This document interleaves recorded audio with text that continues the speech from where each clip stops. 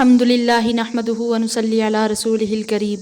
رب اشرح لی صدری ویسر لی امری واحلل عقدۃ من لسانی یفقہوا قولی۔ اس سے پہلے جو عورتوں کے احکام گزرے ہیں اس میں ان کی حق تلفی کی ممانعت بھی مذکور ہوئی، تو اب ان آیتوں میں مردوں کے حقوق کا ذکر ہے، اور ان میں یہ بھی بتلایا گیا ہے کہ مرد کو عورت پر فضیلت اور بڑائی ہے، تو اس بڑائی کا کیا مطلب ہے تو وہ ان آیات کے اندر ذکر کیا گیا ہے۔ اور دوسرے یہ کہ اگر بیوی نافرمان ہو جائے اور حد سے زیادہ گزر جائے تو اس کو کتنی سزا دینی چاہیے، اس پر کس حد تک ہاتھ اٹھانا چاہیے کہ نہیں، وہ ان آیات کے اندر ذکر کیا گیا ہے۔ اعوذ باللہ من الشیطان الرجیم، بسم اللہ الرحمن الرحیم۔ الرجال قوامون علی النساء،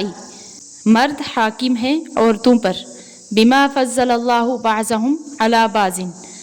اس لیے کہ بڑائی دی اللہ نے ایک کو ایک پر، وبما انفقوا من اموالہم،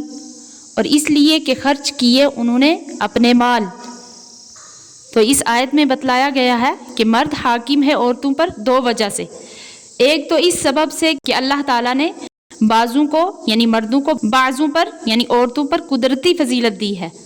تو یہ تو اللہ تعالیٰ کی عطا کردہ چیز ہے۔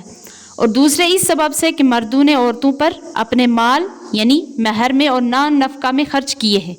اور خرچ کرنے والوں کا ہاتھ اونچا اور بہتر ہوتا ہے اس سے کہ جس پر خرچ کیا جائے، یعنی مردوں کی یہ فضیلت اور بڑائی خود عورتوں کے فائدہ کے لیے ہے، یہ عورت کی شان کے خلاف نہیں ہے، نہ اس کا کوئی نقصان ہے۔ تو باقی رہی حقوق کی بات، حقوق دونوں کے برابر ہوں گے، ہاں لیکن یہ ضروری نہیں کہ دونوں کے حقوق صورت کے اعتبار سے برابر ہوں، بلکہ عورت پر ایک قسم کے کام لازم ہیں تو اس کے مقابل مرد پر دوسری قسم کے کام ہیں۔ عورت امور خانہ داری اور بچوں کی تربیت اور حفاظت کی ذمہ دار ہے، تو مرد ان کی ضرورتوں کو پورا کرنے کے لیے کسب معاش کا ذمہ دار ہے۔ عورت کے ذمہ مرد کی خدمت اور اطاعت ہے، تو مرد کے ذمہ اس کا مہر اور خرچہ یعنی تمام ضروری اخراجات کا انتظام ہے۔ غرض اس آیت نے عورتوں کو مردوں کے برابر حقوق دیے ہیں، اسی لیے لفظ الرجال قوامون علی النساء، تو یہ قوام عربی زبان میں اس شخص کو کہا جاتا ہے جو کسی کام یا نظام کا ذمہ دار اور چلانے والا ہو، نہ کہ اس قوام کا یہ مطلب لیا جائے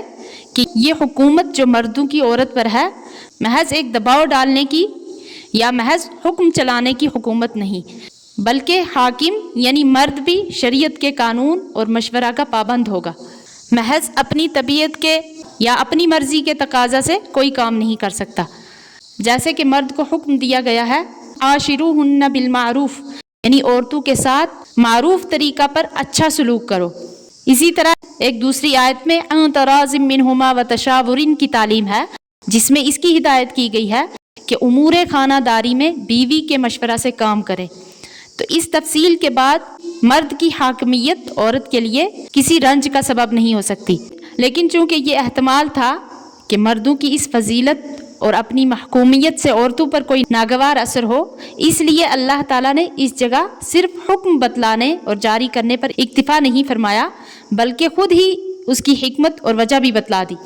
جیسے کہ فرمایا بما فضل اللہ بعضهم علی بعض، یعنی اللہ تعالیٰ نے دنیا میں خاص حکمت و مصلحت کے تحت ایک کو ایک پر بڑائی دی، کسی کو افضل بنایا اور کسی کو مفضول بنایا۔ اور اس آیت کے بیان کرنے میں ایک حکمت یہ بھی ہے کہ عورتوں اور مردوں کو ایک دوسرے کا بعض اور جز قرار دے کر اس طرف اشارہ کر دیا کہ اگر کسی چیز میں مردوں کی بڑائی اور افضلیت ثابت بھی ہو جائے تو اس کی ایسی مثال ہے جیسے انسان کا سر اس کے ہاتھ سے افضل یا انسان کا دل اس کے معدہ سے افضل ہے۔ تو جس طرح سر کا ہاتھ سے افضل ہونا ہاتھ کے مقام اور اہمیت کو کم نہیں کرتا، اسی طرح مرد کا حاکم ہونا عورت کے درجہ کو نہیں گھٹاتا، کیونکہ یہ دونوں ایک دوسرے کے لیے مثل اعضاء اور اجزاء کے ہیں۔ مرد سر ہے تو عورت بدن ہے۔ اس آیت میں مرد عورت پر حاکم بتلانے کے بعد نیک اور بد عورتوں کا بیان اس طرح فرمایا فالصالحات، پھر جو عورتیں نیک ہیں، قانتات تابع دار ہیں، حافظات للغیب نگہبانی کرتی ہیں پیٹھ پیچھے، بما حفظ اللہ اللہ کی حفاظت سے، یعنی نیک عورتیں وہ ہیں جو مرد کی حاکمیت کو تسلیم کر کے ان کی اطاعت کرتی ہیں اور مردوں کے پیٹھ پیچھے بھی اپنے نفس اور ان کے مال کی حفاظت کرتی ہیں، یعنی اپنی عصمت اور گھر کے مال کی حفاظت جو امور خانہ داری میں سب سے اہم ہے، ان کے بجا لانے میں ان کے لیے مردوں کے سامنے اور پیچھے کے حالات بالکل برابر ہیں۔ یہ نہیں کہ ان کے سامنے تو اس کا اہتمام کریں اور ان کی نظروں سے غائب ہوں تو اس میں لاپرواہی برتیں، جیسے کہ حدیث میں بھی رسول کریم صلی اللہ علیہ وسلم نے اس آیت کی تفسیر کے طور پر ارشاد فرمایا، بہترین عورت وہ ہے کہ جب تم اس کو دیکھو تو خوش ہو اور جب اس کو کوئی حکم دو تو اطاعت کرے اور جب تم غائب ہو تو اپنے نفس اور مال کی حفاظت کرے۔ تو چونکہ عورتوں کی یہ ذمہ داریاں یعنی اپنی حفاظت اور شوہر کے مال کی حفاظت دونوں کام آسان نہیں، اس لیے آگے فرما دیا بما حفظ اللہ، یعنی اس حفاظت میں اللہ تعالیٰ عورت کی مدد فرماتے ہیں، انہی کی مدد اور توفیق سے وہ ان ذمہ داریوں کو پورا کر سکتی ہے، ورنہ نفس اور شیطان کے فریب ہر وقت ہر انسان مرد عورت کو گھیرے ہوئے ہوتے ہیں۔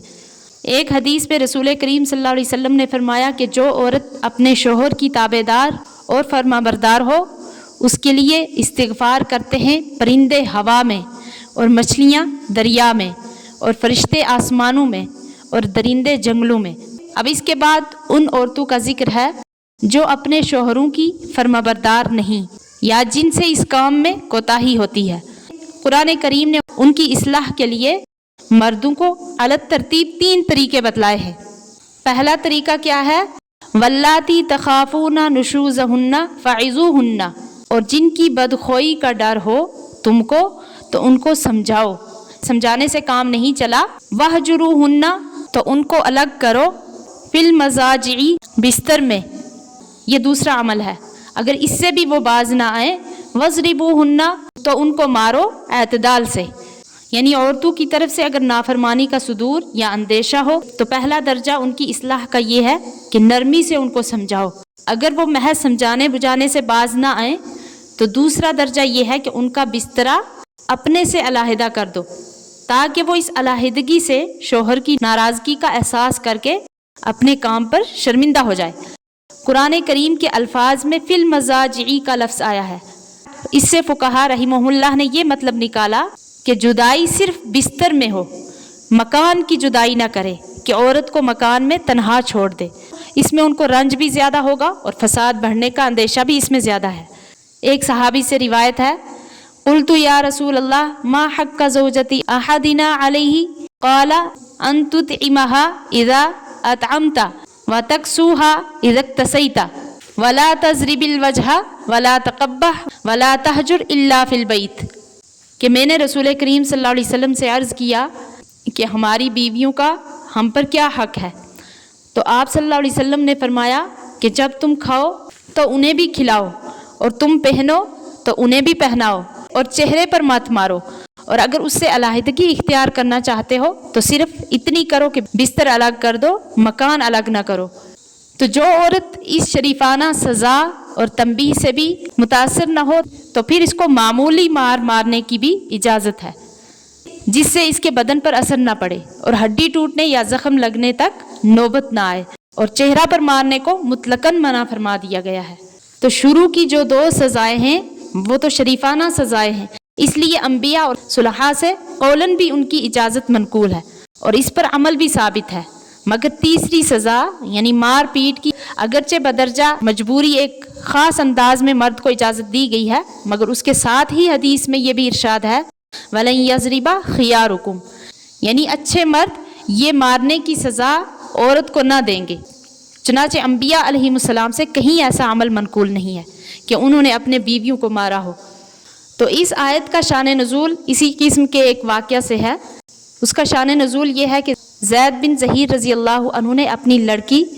حبیبہ رضی اللہ عنہا کا نکاح حضرت سعد بن ربیع رضی اللہ عنہ سے کر دیا تھا۔ ان کے آپس میں کچھ اختلاف پیش آیا،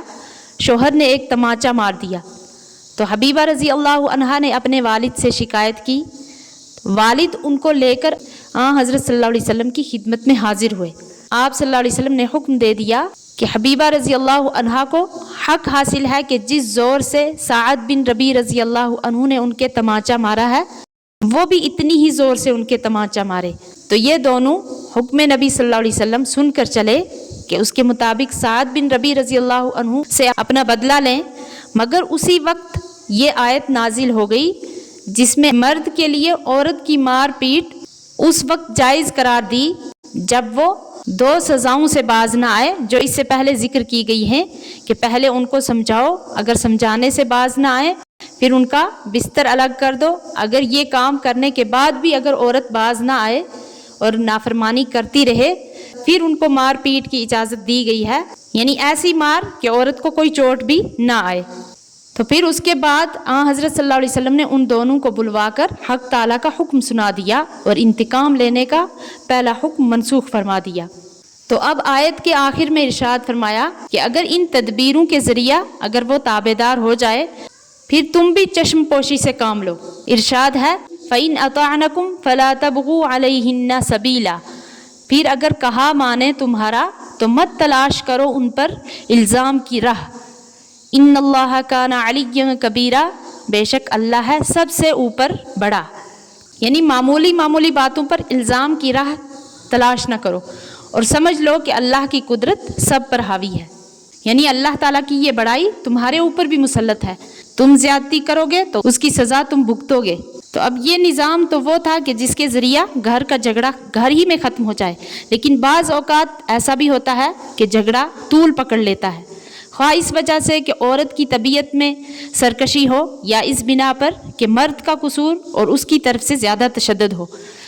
بہرحال اس صورت میں گھر کی بات کا نکالنا تو لازم ہو جاتا ہے، لیکن عام عادت کے مطابق تو یہ ہوتا ہے کہ دونوں طرف کے حامی ایک دوسرے کو برا کہتے ہیں اور الزام لگاتے پھرتے ہیں، جس کا نتیجہ 2 شخصوں کی لڑائی کا خاندانی جھگڑے کی صورت اختیار کر لیتا ہے۔ تو اس دوسری آیت میں قرآن کریم نے اس فساد عظیم کا دروازہ بند کرنے کے لیے حکام وقت، فریقین کے اولیاء اور حامیوں کو اور مسلمانوں کی جماعتوں کو خطاب کر کے ایک ایسا پاکیزہ طریقہ بتلایا جس سے فریقین کا اشتعال بھی ختم ہو جائے، اور کم سے کم گھر کا جو جھگڑا ہے اگر گھر میں ختم نہیں ہوا تو کم از کم خاندان ہی میں ختم ہو جائے، عدالت میں مقدمہ کی صورت میں یہ جھگڑا نہ چلا جائے۔ ارشاد ہے وَإِنْ خِفْتُمْ شِقَاقَ بَيْنِهِمَا فَابْعَثُوا حَكَمًا مِّنْ أَهْلِهِ وَحَكَمًا مِّنْ أَهْلِهَا، اور اگر تم ڈرو کہ دونوں آپس میں ضد رکھتے ہیں تو کھڑا کرو ایک منصف مرد والوں میں سے اور ایک منصف عورت والوں میں سے۔ إِن يُرِيدَا إِصْلَاحًا يُوَفِّقِ اللَّهُ بَيْنَهُمَا،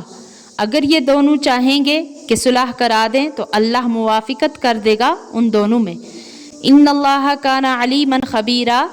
بے شک اللہ سب کچھ جاننے والا خبردار ہے۔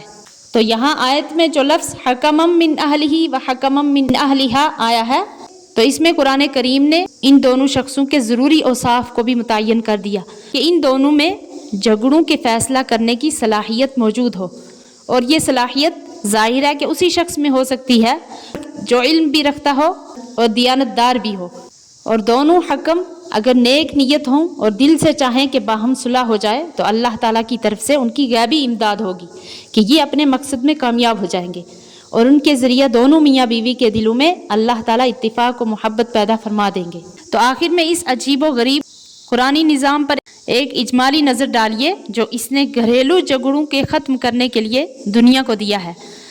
کہ نمبر 1، گھر کا جھگڑا گھر ہی میں تدریجی تدبیروں کے ساتھ چکا دیا جائے۔